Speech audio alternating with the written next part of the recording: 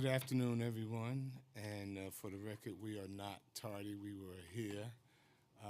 We watched everyone come in and kind of the minutia of the council. We are voting across the hall and upstairs simultaneously, and now we're back to address this important topic. So, good afternoon. I'm Councilmember Idenique Miller. I am the chair of the Committee on Civil Service and Labor. I'm glad to be joined by my colleague, Fernando Cabrera, the chair of the Committee on Government Operations. Today we are holding an oversight hearing examining the civil service system with a particular focus on provisional employee reduction plan. In addition to the reduction plan, we will examine the length of time it takes for eligible lists to be generated as a civil service exam is taken, the ability of DCATs to hold civil service examinations, generate eligible lists, and place people into jobs directly related to reducing the number of provisional employees employed by the City of New York. It is also directly related to the city's legal obligation to achieve sustainable compliance with the length of provisional appointments permitted by law. The last hearing that we held on this topic was March of 16, with previous hearings being held in February of 15 and November of 14.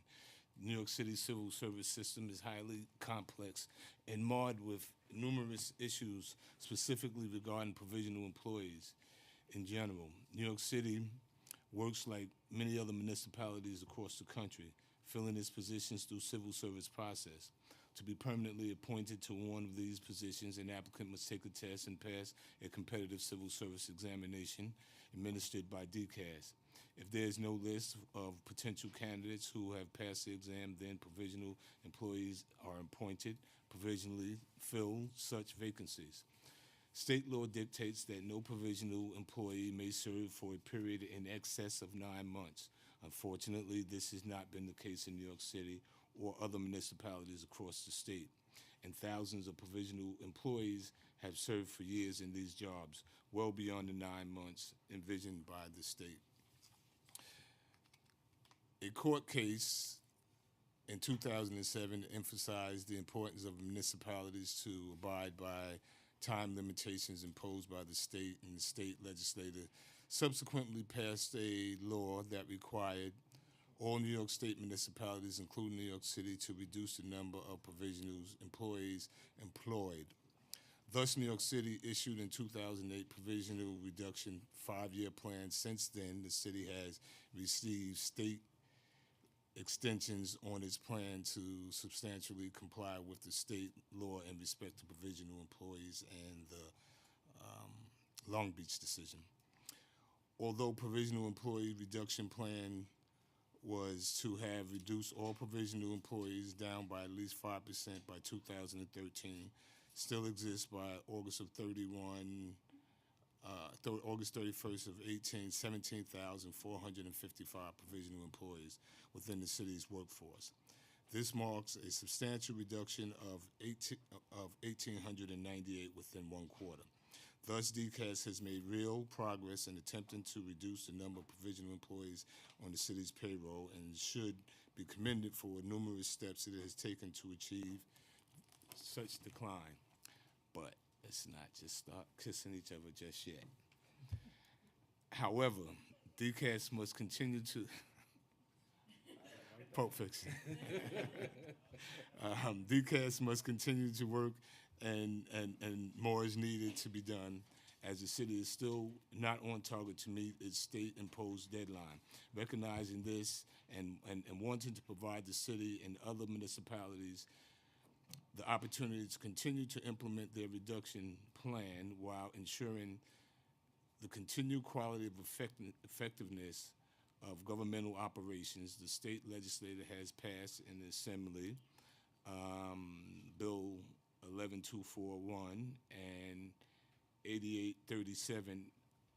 I'm sorry, 11241 is Senate and Assembly 8837. This bill, still awaiting the signature of the governor, would allow the city to update to continue implement its provisional plan permit DCAS to administer an examination to provisional employees in certain titles with specific qualifications and experience, and authorize DCAS to submit to the state a revised reduction plan to be implemented by December 31st of 2021 to further reduce the number of provisional employees.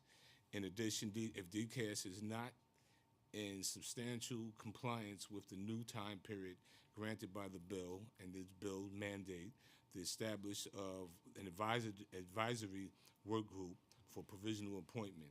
The city would comprise of members appointed by the governor, the mayor, which would prepare a recommended plan for compliance to be adopted by pursuant of state law.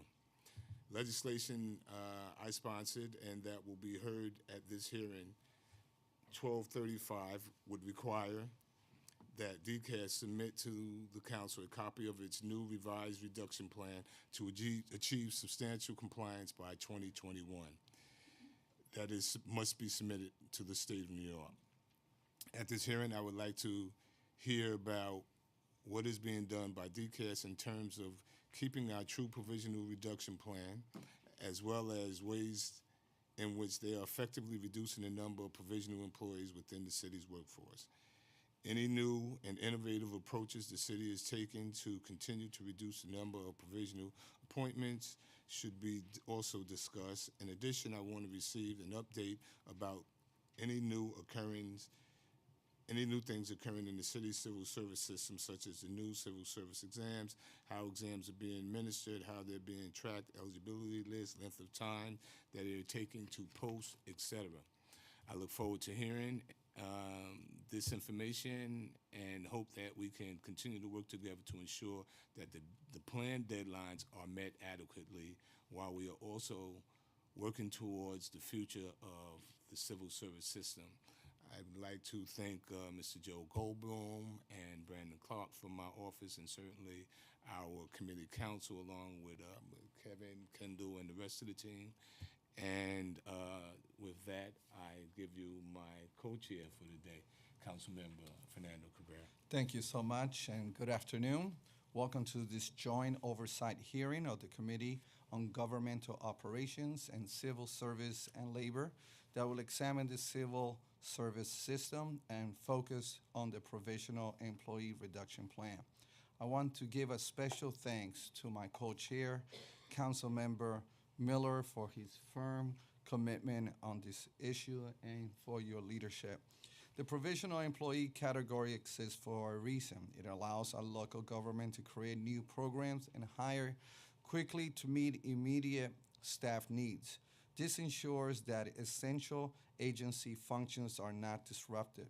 Ultimately, provisional service titles should be used to add flexibility to the city employee system and maintain agency stability. Unfortunately, for decades, the City of New York has relied too heavily on provisional appointments to serve the aforementioned purpose at the expense of transitioning to civil service title.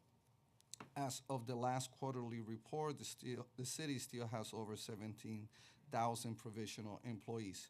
We have met many times with DCAS Commissioner Camillo and staff to discuss the work DCAS is doing to provide more civil service exam, update their civil service list, and improve test taking and result posting timelines.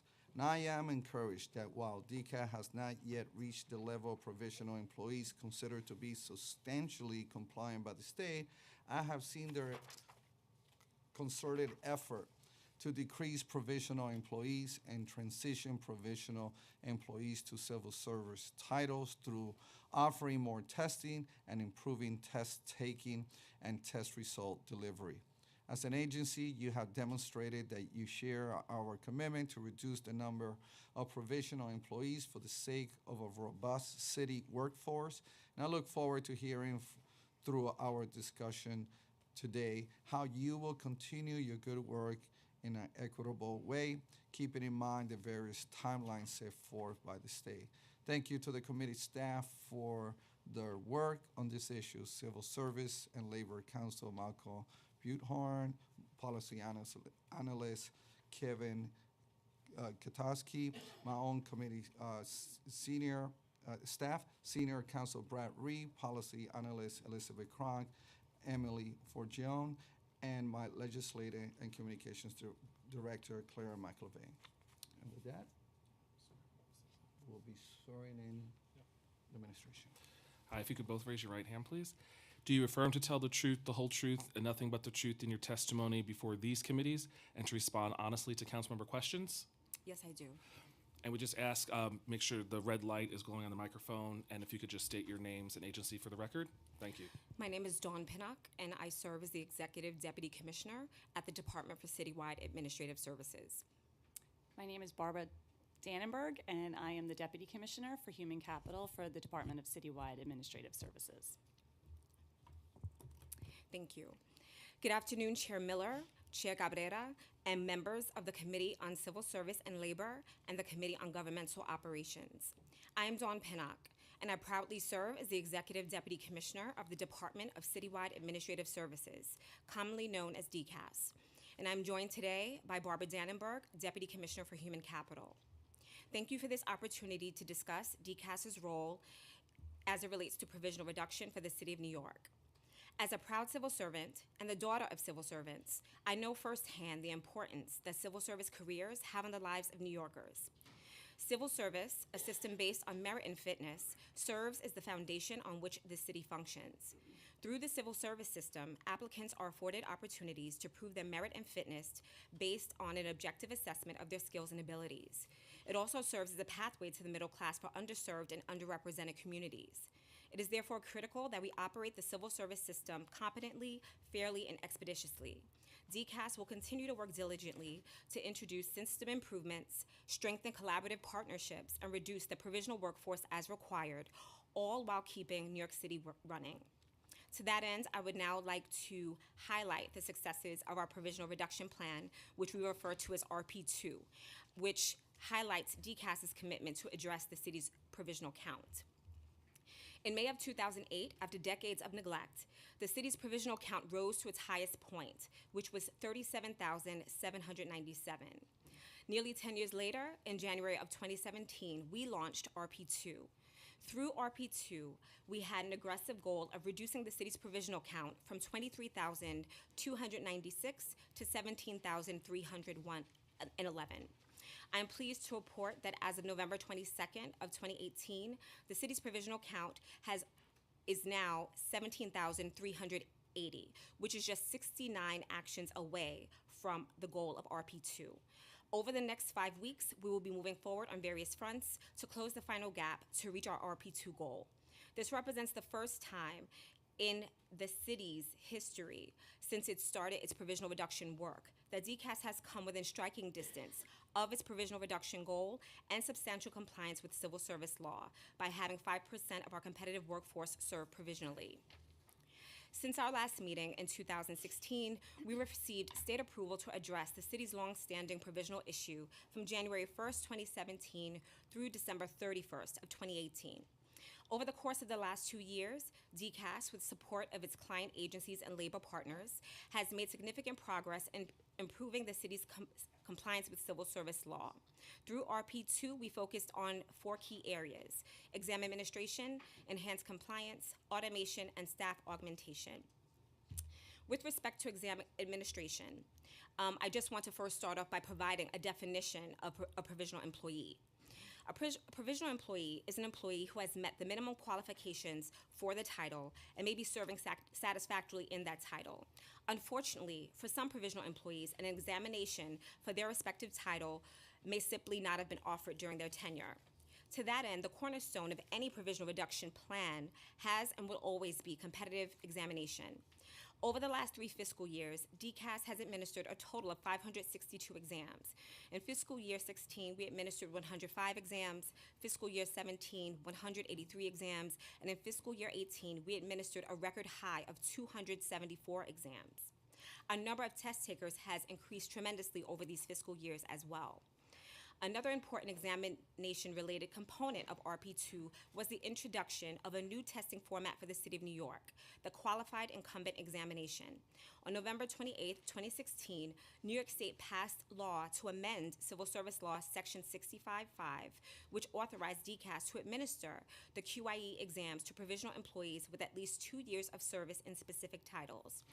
As of September 30th, 2018, DCAS has administered 187 QIE exams and established eligible lists for 174 titles, and has made over 4,200 appointments to transition provisionals into permanent status.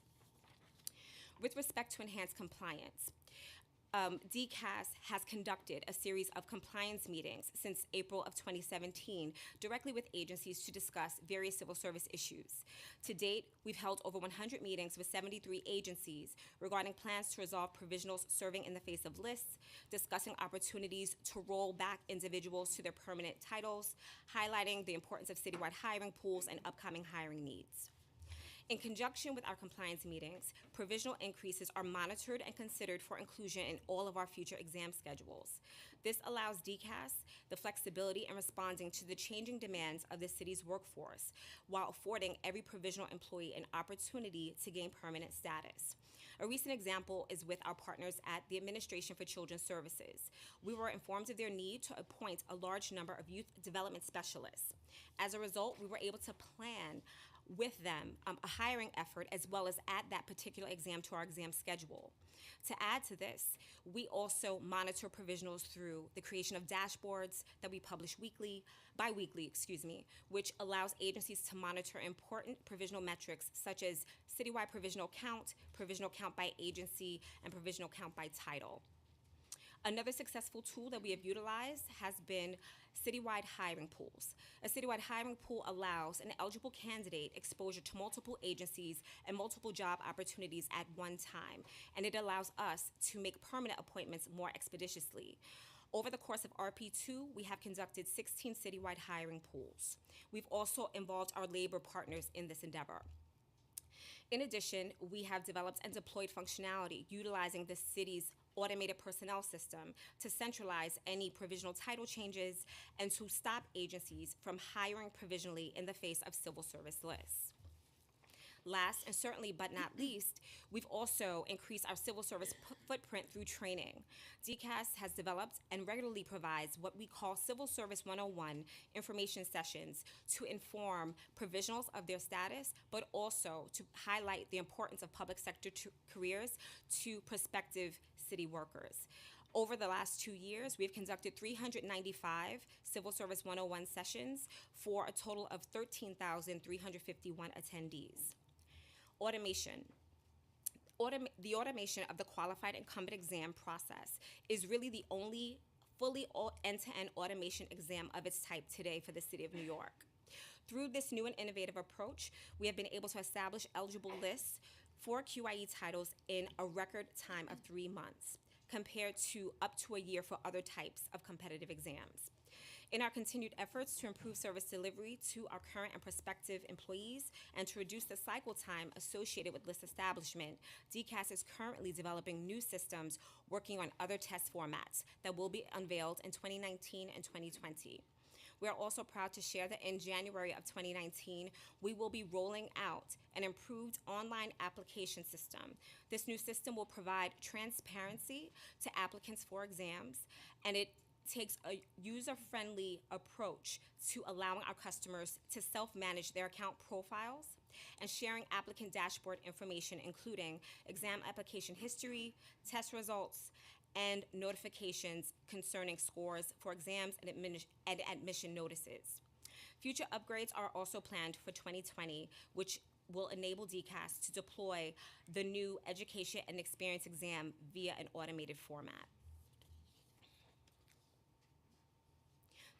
To further our shared commitment to transparency and enhanced customer service, DCAS has also opened a Queens computerized testing center in June of 2017. We are grateful for the support that this committee and Councilmember Miller in particular provided as it related to the promotion and opening of this center. In addition, we opened another CTAC in December of 2017 in Staten Island. Finally, we will complete this footprint as it relates to testing in the Bronx when we open a testing center on 1932 Arthur Avenue this winter, which provides us additional seating for computerized testing. As it relates to staffing and staffing augmentation, in December of 2016, the Bureau of Exams received approval for 15 additional positions to increase our testing capacity. The additional staff, who serve as test and measurement specialists, handle all exam-related functions, which helps to expedite and augment our ability to maintain an aggressive examination schedule. As a result of having the additional staff, we were able to administer a record high of 274 exams in fiscal year 18. It has also allowed DCAS to increase our reliance on in-house exams and to limit the use of consultants to provide testing services. In conclusion, I would like to thank the Council for the opportunity to testify today and for their support over these last few years. Our successes would not have been achieved without the Council, and particularly Councilmember Miller's continued support and guidance. We look forward to continuing to work with you as partners and to the new state legislation, Intro A11241 and S8837A, that will allow DCAS to continue its work towards provisional reduction. Finally, we are looking forward to working with the committee as it relates to Intro 1235, which would allow for greater transparency in requiring DCAS to post publicly its provisional reduction plans on its website and sharing it with the Council. We're now more than happy to respond to your questions.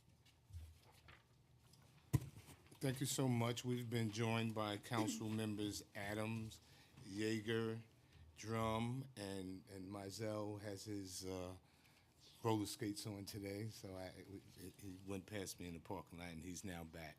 So, as usual, your testimony was quite thorough in anticipation of what we might ask here, but we've been doing this now together for about 5 years, so I really don't. There's a lot of questions here, and for some of the members who may not have been a part of the last hearing in 2016, that really, to a certain degree, I want to be able to indulge them in a little more detail about this, about the provisional employee, and kind of the need based on the not just based on the Long Beach decision, but based on its impact on the workforce and what that means, and so why we have such a charge to get it right and make sure that we have permanent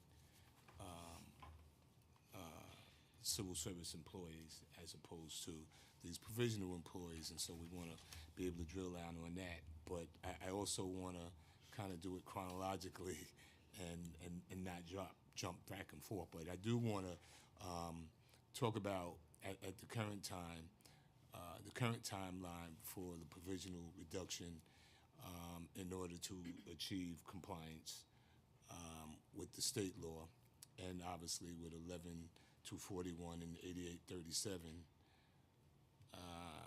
which requires a revised plan. So what would you be doing differently? Obviously, would you look to enhance some of the things that you've already done, and or are you looking to do some things that are totally different from what we've seen in order to achieve compliance? Well, as you mentioned, our current provisional reduction plan is scheduled to sunset on December 31st of 2018. And we've actually begun drafting our new provisional production plan in hopes that we will receive additional time. And so we intend to follow a hybrid approach. We certainly look to capitalize on the successes that we've had, specifically relating to the qualified incumbent exam, because as mentioned, it is the one fully automated, end-to-end automated system that we currently have around testing. And so to see a civil service list be able to be promulgated in a matter of 3 months compared to the 12 months that we historically have contended with is certainly certainly a win for the city. In anticipation of that, we've worked directly with our labor partners to have them take a look at all of the titles that we believe were appropriate for this kind of testing, and we've received their feedback. Additionally, we've created our examination schedule. We've also projected hiring needs that have been shared with us by the agencies to ensure that we're tapping into the right titles.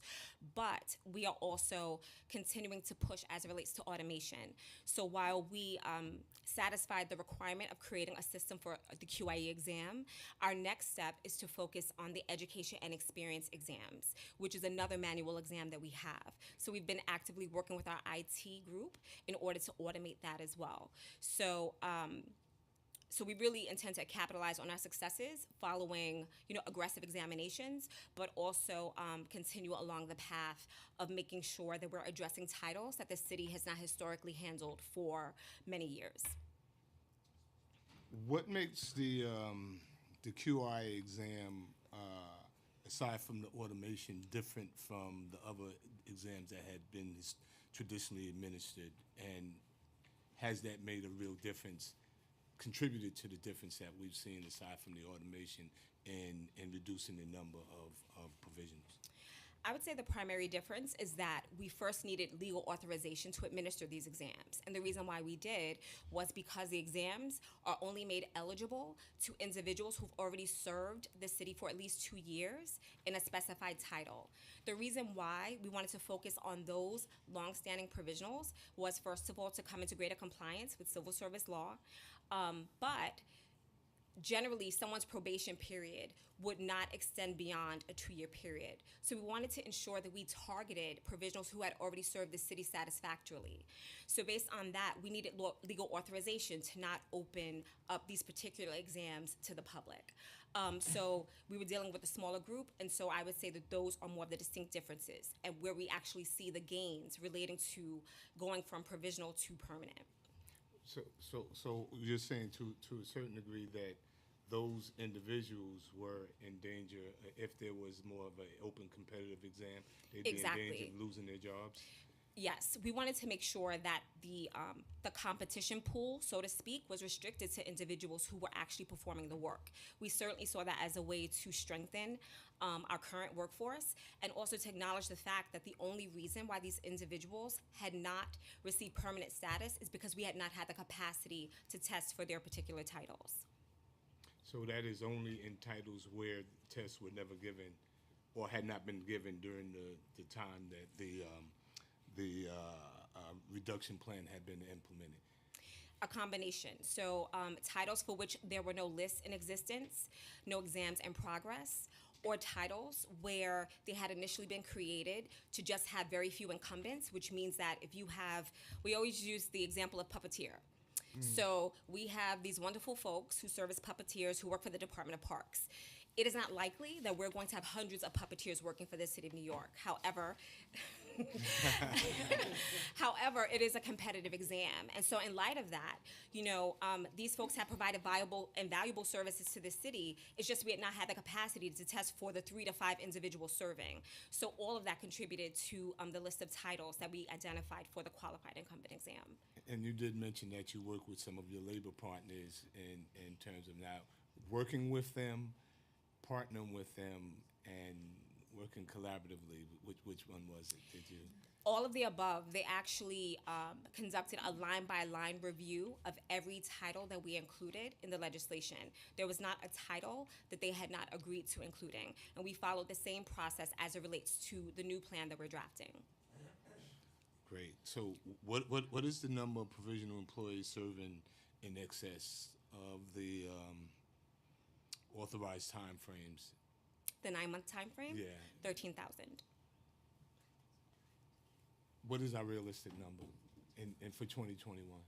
For 2021, well, we're certainly going to meet the goal for December 31st of 2018, which will bring us to 17,311.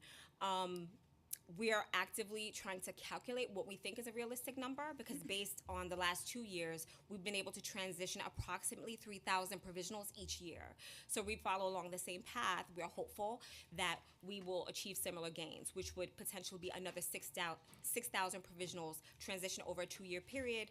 Hopefully, if we get more time than 2 years, it allows us to make greater gains. So, if we continue along the path that would bring us to 6,000 over the next 2, then we would need another extension in order to meet our goal. Could you Yes. explain for those that is the goal 0? Is the goal 5%? Is there a target number? So none of these questions are ever easy. So the goal is not 0 for a few reasons, and I think that Chair Cabrera really frames it well because there is a need, given a city of this size and scale, there is a need for provisional employment. And so civil service law does provide for potentially a small percentage of provisionals to serve the city of New York. That being said, our goal is to reduce the number of provisionals serving so we are in substantial compliance with the law and to decrease the duration of time in which they are serving. Is there a timeline from the date of appointment in a provisional title for a person for exam to be administered, for a person to take an exam, and or is there a time frame for an exam for a provisional title that has been created? I know it's a lot. Yeah, so that's why I wrote it down to make sure I'm keeping pace. Okay, so in terms of the time frame at the time that someone is appointed, I would say it could depend. So if you are hired into a title for which there is an exam that is upcoming and part of that examination schedule, then yes, you are notified of that time frame at the time of hire.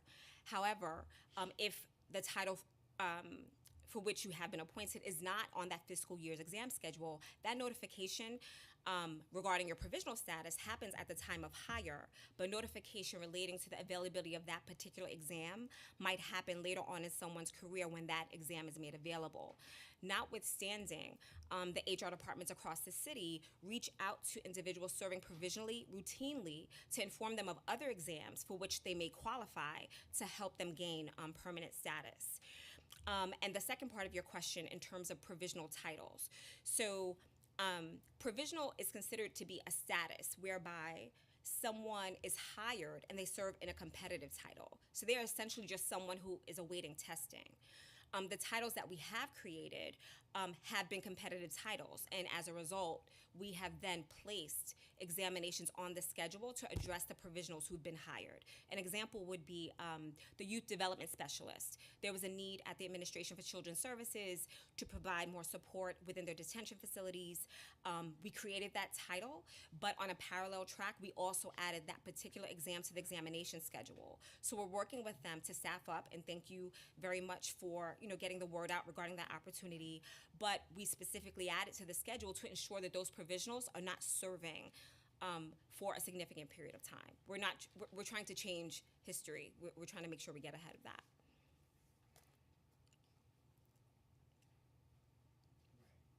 So, obviously there were cases that we've seen in the past that titles were created, and sometimes one might think that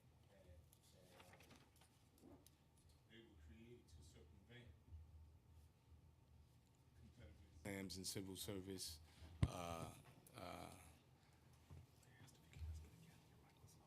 Okay, so one may think that there had been exams and titles in the past that had been required, that had been created to circumvent civil service titles and status. How have we dealt with that in terms of whether or not there was positions that were created that sort of duplicated the work that had already were being done by permanent civil servants and created provisional titles that weren't competitive to do similar work, maybe at a high level and for whatever reason? How do we, and certainly We didn't get into that in introduction on yours nor mine in kind of the merit of the civil service system, and certainly that would have an impact on that. We had seen that in the past. It has also contributed to the numbers of provisionals that we see, and could you speak specifically to what we are doing to ensure that that does not happen again in the future? And so I'll start off, and then I will turn it over to Barbara, because she is definitely a title guru. So specifically as it relates to our creation of titles, there are a few things that we've done. The first is that we really took a hard line with agencies as it related to the justification they needed to provide as it relates to the creation of titles. So we proudly sit here today to say that over the last 2 years, we've created only 5 titles, of which 3 we've administered exams and 2 are on our examination schedule. So if you know a little bit about our history, that really is unprecedented for DCAS. But separate and apart from that, we work actively with our agencies if there is a solid justification for a new title. If they are seeking not to have this title be part of the competitive class, then they need to follow the path as it relates to our work with the State Civil Service Commission. Do you want to talk about the State Civil Service Commission's process? Sure. So if you wanted me to talk a little bit about creating titles outside of the competitive class. So DCAS has the authority to create titles in the competitive class, which is where provisionals would reside if we didn't administer an examination. In order to create titles outside of the competitive class, so that would be titles that don't require a competitive examination, DCAS would need to hold a public hearing in conjunction with the agency that would like to use the title, provide a justification for the creation of the title, but also provide a justification for why the title would not reside in the competitive class and why DCAS would not develop and administer a competitive examination in order to fill these roles. So once we hold that public hearing, we then send the proposal up to the State Civil Service Commission, who has the ultimate authority to either approve or deny our request for the creation of a new title outside the competitive class. And how many such requests and hearings were granted over the past 3 years?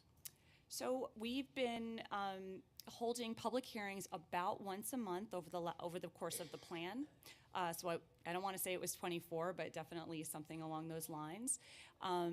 And also, most of those titles are for executive level positions with very few positions, 1 position, 2 positions. Or they are positions in titles that are very specific, with very specific skills that are required to do the work. For example, some very specific technology titles have been proposed to reside outside of the competitive class. Okay, I would like to hear from my colleague, Councilmember Cabrera. Thank you so much to my co-chair. Just have a few questions. It would have been nice if you would have gotten to 69 by today. You would have. It's just like almost. You were right there. But that goal is for the end of the year, right? It is. So you're on track. I mean, you're going to finish. Yes, we're going to finish strong. That's going to be good news. So I commend you because you were not given. Let me rephrase that. You were given. You were put in a position that you literally inherited. That was there for many years, and to get it to where it's at today, I know it took a lot of work. But having said that, don't you hate those buts? They're so good, but no, here's my concern. My concern is that the numbers that we had was the easy picking fruit. There were the easiest, I'm assuming, and I know assumption is the lowest form of knowledge, but let me start at that level. That these were the fastest, the exams that you gave were for the biggest groups, I'm assuming, so you could get to this point. Now, to keep that momentum, that traction, what are you going to do different? Because if you keep going at the speed that you were going with the same efforts you were going, I don't see you reaching the same outcome because it's going to be harder now to bring these numbers down. Is my assumption correct? It is correct, and actually, these last 2 years were probably the most difficult 2 years, but we're very happy to say that over the 10 years that the city has focused on provisional reduction, we've reduced 14,000 provisional appointments, and in the last 2 years, we've reduced almost 6,000. So that's a very large portion of the total that we've been able to reduce just recently. So So to get those numbers, see what I mean? So Yes. not to get another 6,000, another 3,000 here. Like for example, where's the biggest group of workers right now, employees in provisional title, that we could give an exam and we could say, hey, we got 500 here and so forth. Or I don't even know what the number would be. right, so there are very few titles like that exist anymore with hundreds and hundreds of provisionals. However, we can say that probably the titles that have the most hiring would be those entry into the city titles. So, certainly a new plan would focus on giving more examinations targeting those Can individuals. you give an example of those? Because I'm not. Sure. So, as Dawn said earlier, we've been partnering with the agencies over the last few years, which is something else that's been unique to this plan, in talking about their hiring needs and when they think that they'll be hiring, or if they're going to need, if their mission is shifting. So, an example of that that Dawn already spoke about is the youth development specialist. So, we've partnered very closely with the Administration for Children's Services in creating the new title, but also in their recruitment efforts and the timing of the exam in relation to their recruitment efforts, so that employees would be brought on board, spoken to about the examination, they would understand the process, and then be able to take that That's a examination new and become title, permanent. right? That's a brand new Correct. title, because Correct. I used to be the chair of juvenile justice, so I'm very familiar with this new group of hire. But what's your next biggest outside of the newbies that we have right now? Do you have another group that is in 200, 300? So as part of our current provisional reduction plan, we did factor that in. So when you mention about easy picking fruit, none of it's been easy. But it's going to be harder. That's Right, my point. right. And so, and I'm that's, worried. I'm and that's really been worried. part of our analysis. So to your point, initially, and this is certainly in our ongoing relationship with the state, we've had to identify those heavy hitters, right? So a computer systems manager where you have a few hundred individuals serving. And so in those cases where we could offer qualified incumbent exams to address longstanding provisionals, we would then add a separate exam on our exam schedule for the new entrants. So we were trying to figure out ways to tackle some of those larger exams through two testing methods. But now in looking at what's left, within our portfolios, that is one reason why we've asked for authorization to utilize the QIE again to tackle some of those exams where we have a lower number of incumbents. We've already vetted that list with labor, but also we're working with agencies as it relates to tracking their hire, so we can direct individuals to exams that are either on our schedule, and that's where the automation becomes really critical in terms of automating another test type, just so that we can continue to churn out the exams. Who's been there the longest without taking an exam?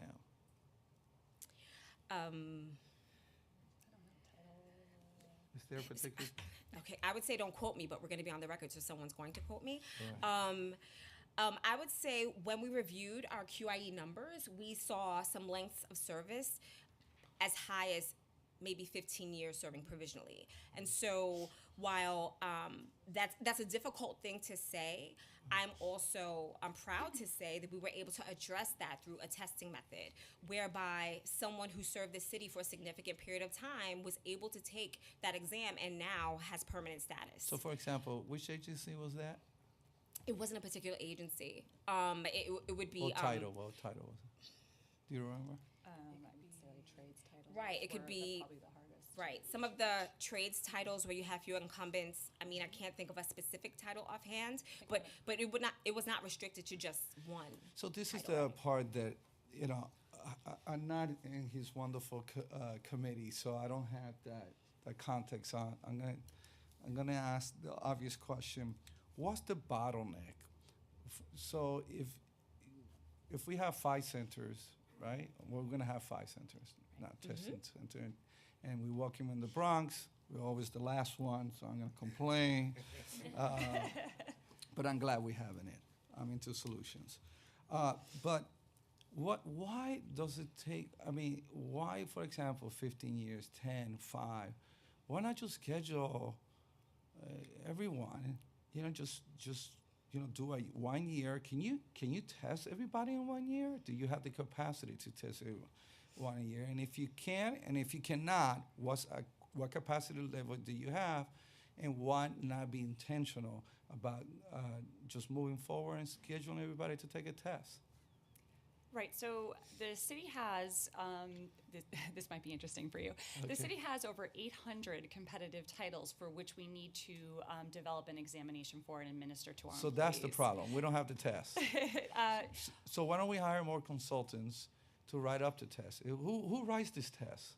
So the tests are actually developed by human capital staff at DCAS. So why not hire more staff and let's just get this over with? I mean, what would stop us from hiring a few more staff and developing these exams? Over the course of the administration, we have received additional lines to help to augment examination services. So how much more you need? This is the time of the year we do this. November? We're still in November? Yeah, we're still in November. How many more you need? I mean, this is a simple math, right? If you had this many, you could do as many tests. Because I think I found the bottleneck here. And and I'm sure there are others that knew that, but we were at this hearing, why don't we just hire more people and develop these tests and just get everybody to be, not everyone, because we're not going to get ultimately there, because we're always going to have new ones. But I commend the agencies. We only have 5 new lines. I'm curious to know how many were deleted. But why don't we just hire more people? And how many more people would you need to accomplish this goal? So, for example, over the course of the plan, we did receive authorization to hire more staff to develop examinations, and for 15 people. And over the 2 years, those 15 people have assisted us in achieving administering our all-time high number of examinations of 274. So they developed 274 new ones? That's correct. Okay. That's correct. So not just And how those many 15. more tests do we need? I'm So- glad I don't know anything about this, because I get to Right, ask the simple right. questions. So- But the simple questions is the one that give us the simple solution, A to C, A to B.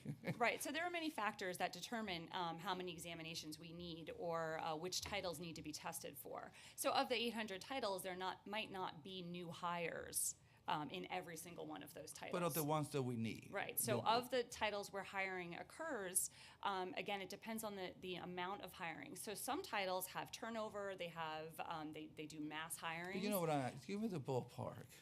What is it that we need to get to?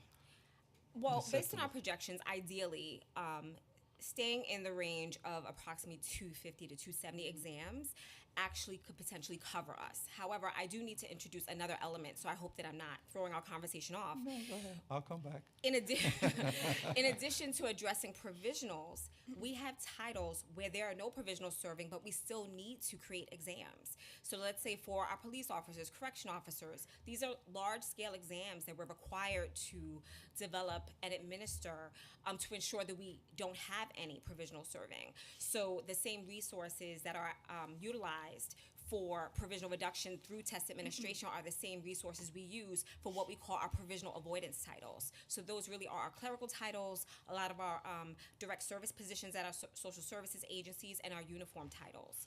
So let me ask you this question. I'll close with this. I have more, but I'll come back. Is there unintended costs whenever we don't test them and we keep them in a provisional status?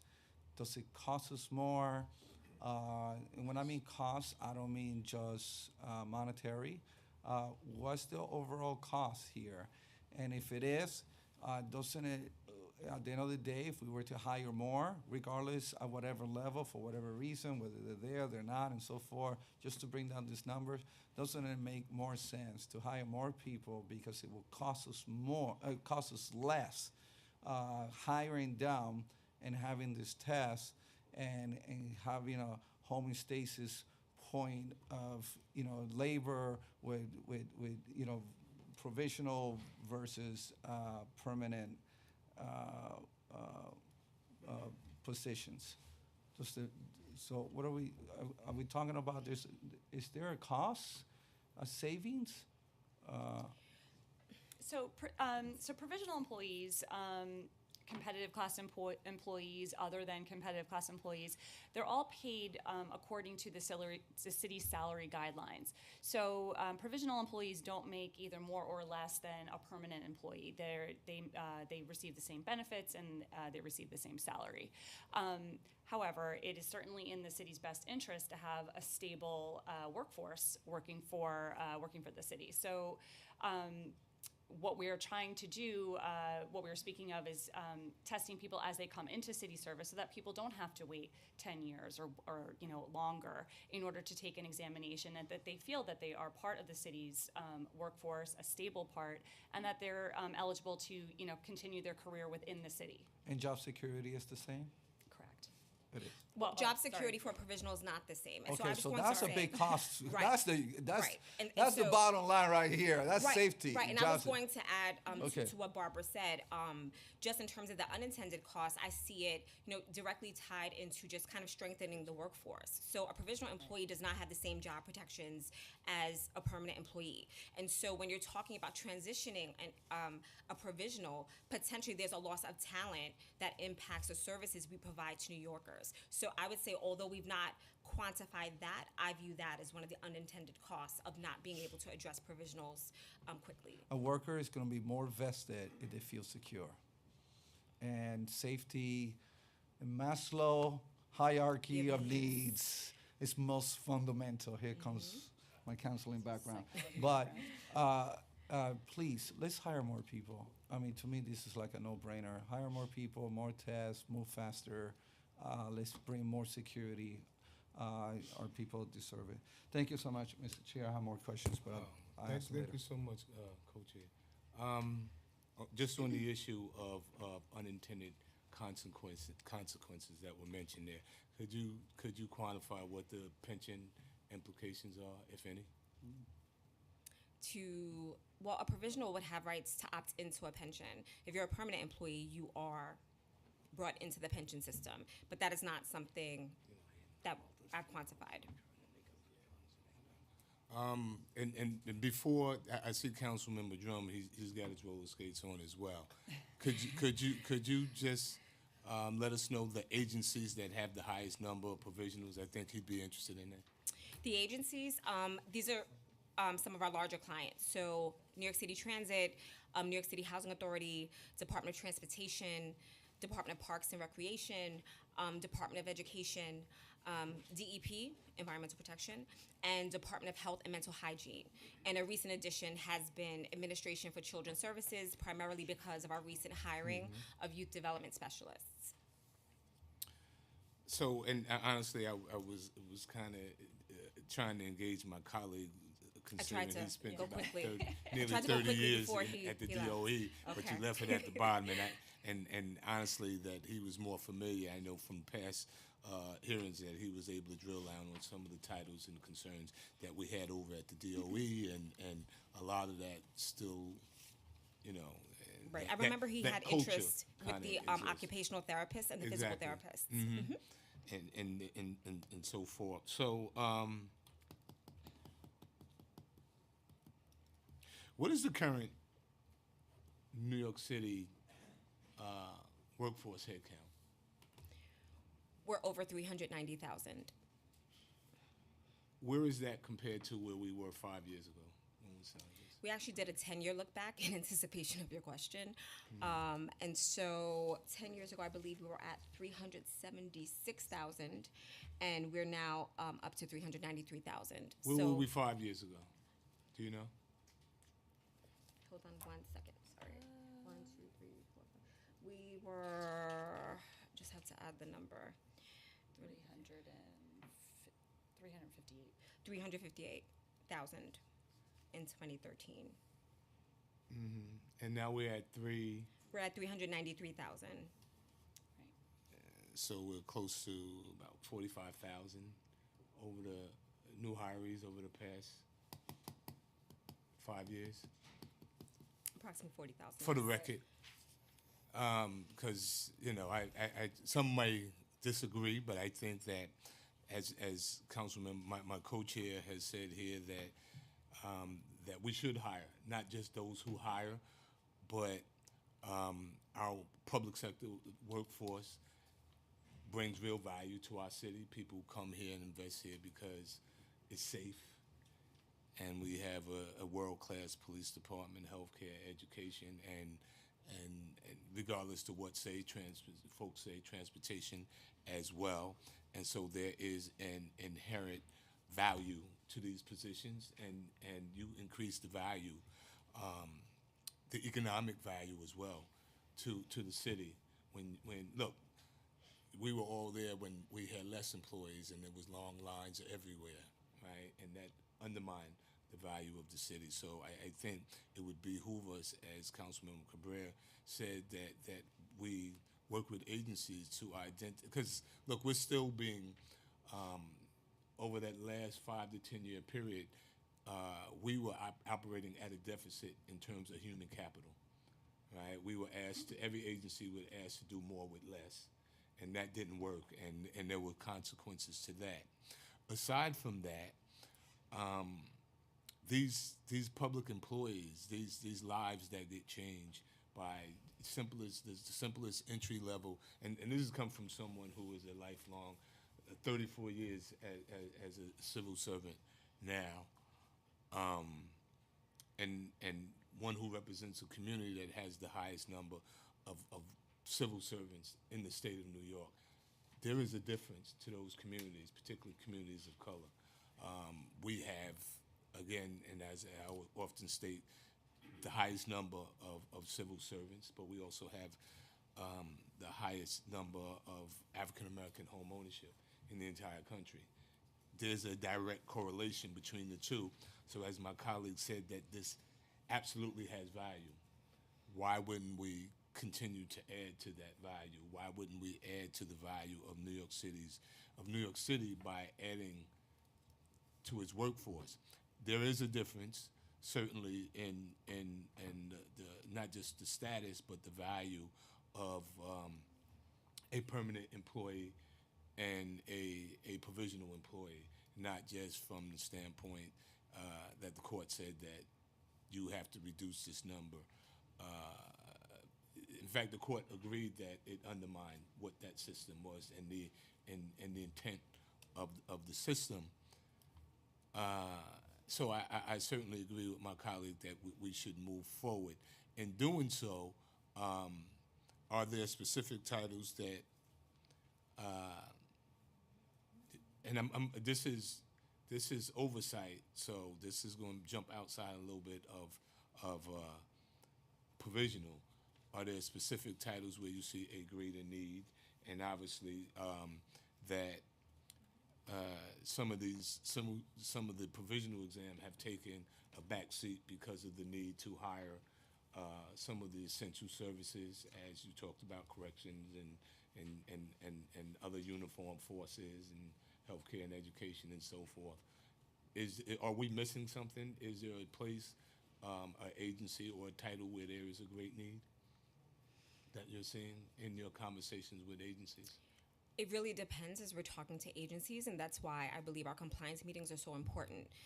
A standing agenda item in those meetings is to talk about their hiring needs. And so there were certain things that have been identified for us that were directly tied to legal mandates. So there was a mandate that DOT had that required an increased number of engineers to serve so that they can meet a legal mandate. Through those meetings, we were informed of ACS's need regarding YDS. Through those meetings, we were alerted by probation that they actually needed us to administer probation officer exams more often because they were going through these lists so quickly.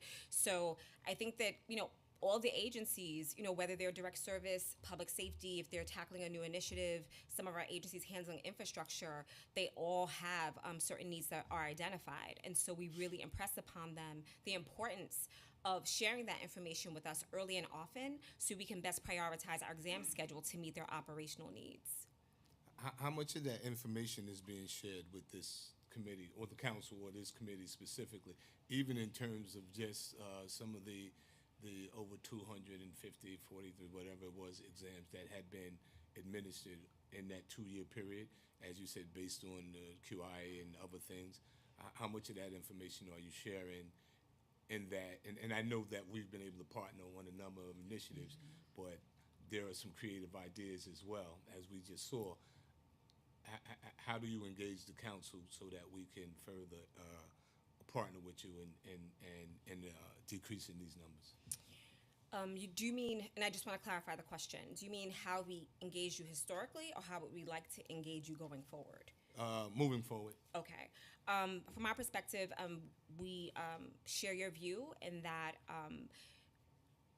there's no reason why you should not see our provisional reduction plan. I mean, it is a plan that is comprehensive. It's a plan that speaks to the city's needs. And certainly, there's some insight that you will have, given the needs of each of the councilmatic districts that can help to directly inform our plan. And so really any information that we have is helpful. We do share our provisional reduction plans with our labor partners because we cannot do this alone. And so certainly having the input, of your committee and just the council in general to flag any potential operational or hiring issues that we're unaware of, we'd want to have that directly inform our strategy once we're afforded more time.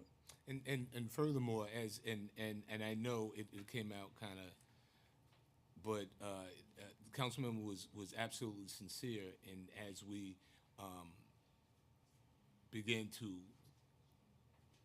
talk about 2020's budget, this is an important element that in the past that we were able to include funding in the budget that allowed for the additional bodies that were helpful in the creation of those additional exams. So that's really important to us as well as being your advocate and to a certain degree controlling purse strings and being able to negotiate purse strings. That's really important. And we take this plan and the city's workforce very seriously, and the fact that we can't administer examinations or those small number of reasons that forbid us from hiring at the level that we should or when we should, if we're working collaboratively, we could be able to clear some of those hurdles, I think is what we're trying to say. While we're on that, just titles in general, two things. How has contracting services or contracting out services impacted the permanent workforce, and in particular, how has it impacted has it had any impact on provisional employees? So in addition to the approval of additional lines, we were also provided an opportunity to have a small contract to outsource a number of exams, a very small portion of our portfolio, primarily exams that have taken us very long to create and to promulgate those lists. We received funding to assist with that. However, we have worked really hard to keep the majority of our examination development work in-house. I don't want to assume that but DCAS is part of a citywide insourcing committee where we work with our labor partners to identify opportunities to continue to insource work within the city. And so in order to make sure that we are walking the walk and talking the talk, we do limit contracting out of the work that we are able to perform in-house. So in terms of, are you seeing an increase in permanent titles or even provisional titles based on the committee that you participate in terms of insourcing? or is there opportunity? Has that opportunity manifested itself in the creation of new titles or expansion of traditional titles by not farming out at the same level, or not farming out at all in some instances? Although I don't have the specific numbers because really the process is led, by one of our labor partners. However, it has resulted in a decrease in certain consultant spending, and then has resulted in additional individuals working within the city to perform similar work. So that really is the goal of the insourcing committee, looking for those opportunities to bring certain work within the city that can be done by city employees in-house. PAAs. Is there is there a current list? Yes. Yes. Uh, I'm trying to think about it. Are they calling off the list, or are they still using light duty officers? Oh, principal administrative associate. Oh, right, because we were talking about Sorry. the title represented by CWA, because there's a PAA on that side as well. So you're referring to the title that's used by Police Police administrative aid? Yeah. Right. I know that we administered an exam for it. I don't know if the list is active. Yes, so the list is active. If you're referring to any other hiring, we might be unaware of any hires, and that's not been one of the subjects of the So insourcing there was an conversation. agreement with the council and the police department that they around civilianization, and so that there was a title. So if you are looking at the titles and the movement or lack thereof of a specific title, in this particular instance, are we seeing a reduction or lack thereof because those positions are being filled with permanent employees from another title on light duty? So we can certainly take a look at the number of appointments being made specifically off of that list. How long has the list been open? I think it's fairly new. And so once again, we would have to Okay. provide that as well. Right. Okay.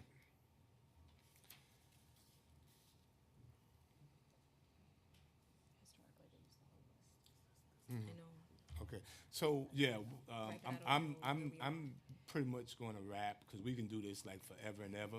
I'm going to allow my colleague, but I just want to. Would you be willing to receive follow-up questions from the committee and respond, appropriately? Of course. And if there are specific titles where you are asking about movement or usage of those lists, certainly, we want to make sure that we're providing you with as much accurate information as we can. So if that's part of your questioning, we're more than happy to receive that. Absolutely. We'll draft, the committee will draft a letter and we'll send it to you and expect a response. So, thank you. Councilmember Cabrera. Thank you so much. Just a quick question regarding the 2018 MMR reports a significant decrease in the time taken for DCAS to release testing results from the time of examination.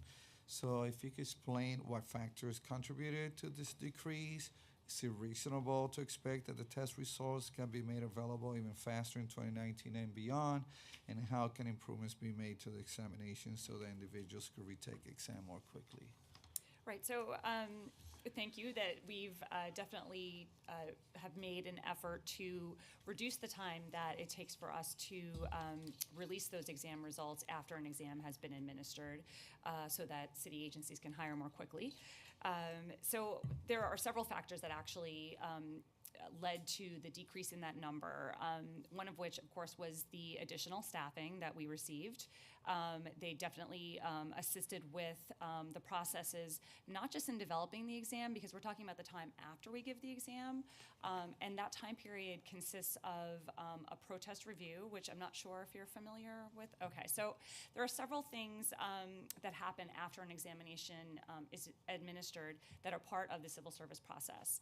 And one of those, one of the things that happens afterwards is that people who take a multiple choice test are given the opportunity to protest the question. So they may feel that, DCAS says the answer is B, but I feel like the answer C is a better answer, and here's why.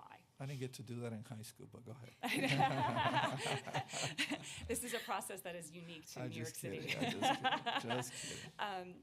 So that process can take several months because after the exam is administered, we give people up to 30 days to submit those protests.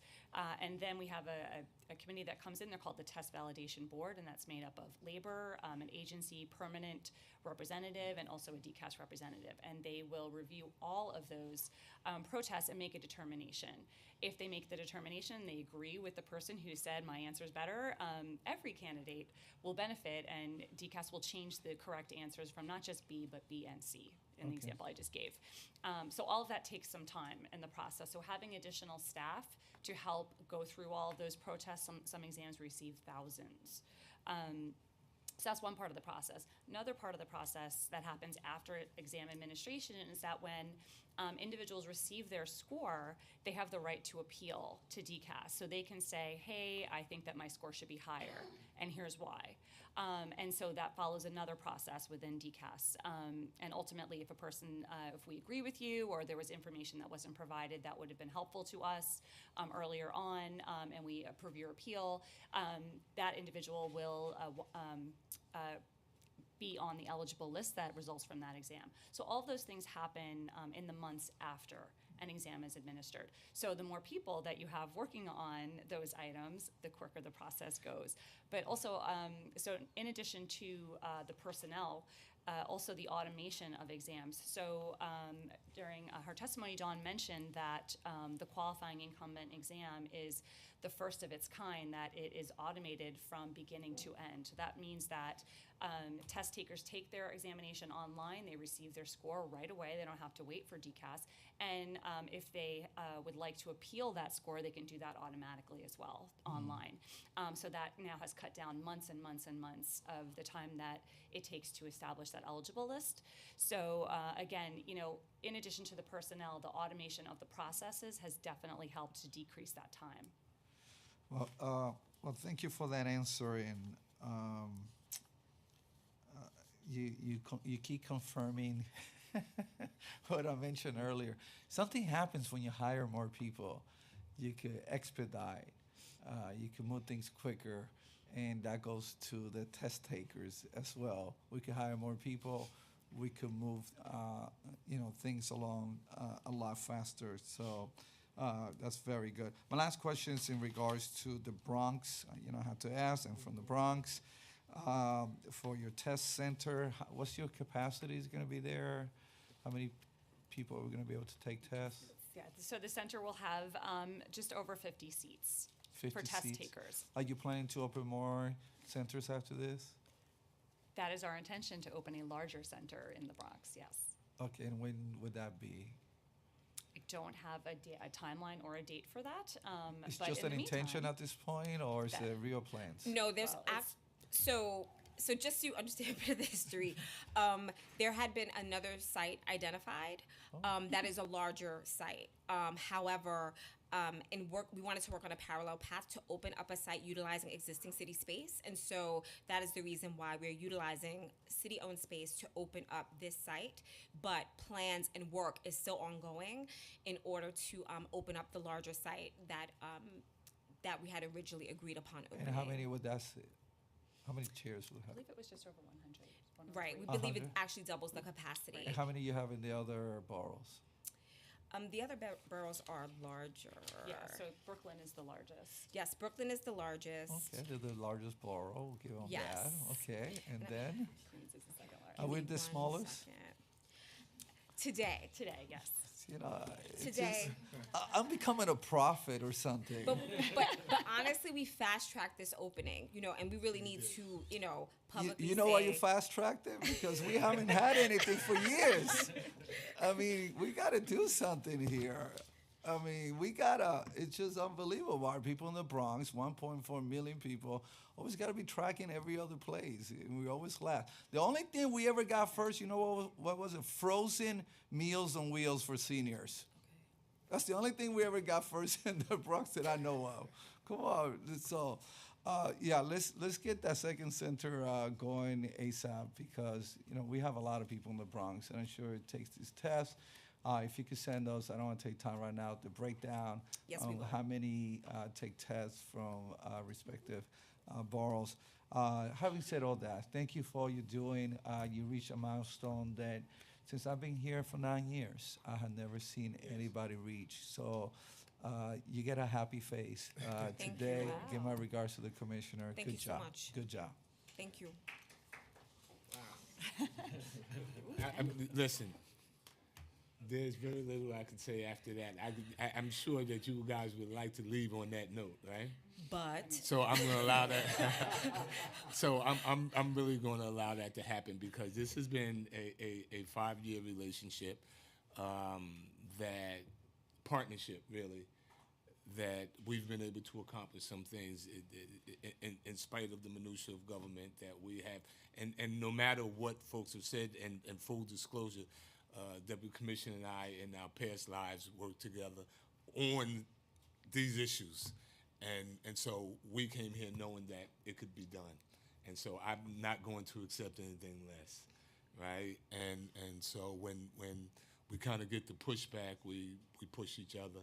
And so I'm thankful for that and proud to say that despite what we go through on the day-to-day, that there are some positive things happening, and it is a positive when we are able to reduce this number. And I know the layperson sitting on the outside thinks that a job is a job, but I think that we've identified the difference in the values of a permanent and a provisional employee, and what provisional employees do to kind of undermine the whole civil service system, and how important that is to the city that we love and that we serve, and that serves so many others, that we have to have committed permanent employees. And so we are on our way to doing so. So I thank you very much for the work that DCAS is doing. While I have you, the online portal, could you talk about that? We can close with that. We can close with talking about the portal and its value of the portal. And I think I remember that we were promised the tour, Mr. Chair, which is upcoming, and we could December close on 13th. that. December? December 13th is the 13th. date that we were able to schedule with your team. Okay. Could you talk about the portal and the tour? Sure. So we're really excited about this portal. And again, thank you. It was definitely one of the initiatives that were brought up by Councilmember Miller and the committee. So the online portal, what it will do for potential applicants for city jobs, but also current city employees, is that they now are able to go into an account that they can create themselves online and access any exam information that pertains to them specifically. So currently what people do is they'll either come down to DCAST or go to one of our customer service centers in one of the boroughs and ask, hey, what's my list number? What's happening? Did I pass the test? So now, or they can call our interactive voice recording message, and then they can get that information that way. This way they can log on to their account and they can see their exam results. They can see when they have an upcoming exam. They can see if the list has been established for the test that they took and what their list number is and how many people are on the list. And they can also moving forward, they can look at, what else is happening. I explained that there are some things that happen after you take an exam, like the protest review period and the appeal period. And so that information will also be made available in their portal. Will you be able to see all the exams that you've taken, open exams? Will you be able to see previous exams that were taken, that you're not necessarily looking at a specific exam, but you've created your own portfolio of the exams you've taken, where you are on the list, if the lists are open, and most importantly, if you move, right? And a million times people said I move, and I've never heard anything. What happens then? So absolutely, people will be able to see their exam history going back a certain number of years. It won't go all the way back, until 1980 or something, but they will be able to see exams that they have taken in the past. And thank you for mentioning that. A key feature will also be that people can update their address and where they receive official city mail through their portal. So they won't have to, again, go to their agencies, human resources, and then come to DCAS because the two systems were never combined.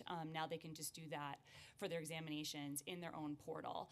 Another thing I failed to mention was people can now update their own password in their account, which in the past has been problematic for people, especially if I know nobody would do that, but people who apply for exams at the last minute and don't remember their password, and then they can't get into their account and they miss the filing period.